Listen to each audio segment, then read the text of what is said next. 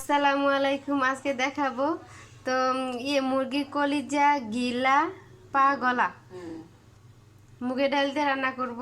আজকে দেখাবো। এখানে তেল দেওয়া হয়েছে, পেঁয়াজ কুচি, এখানে দেওয়া হয়েছে লবণ, তেজপাতা, লং, এখানে দেওয়া হয়েছে খাল, লং।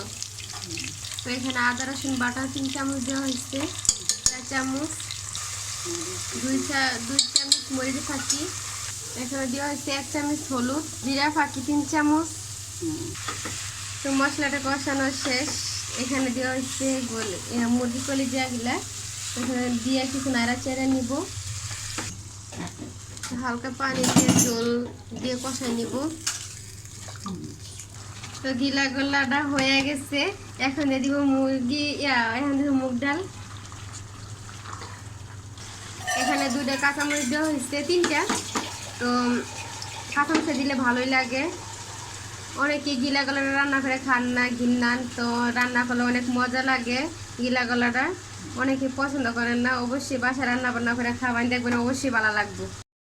তো হালকা জল দিয়ে বসাই দিয়েছিলাম, তো এখন হয়ে গেছে, অনেক সুন্দর হয়েছে।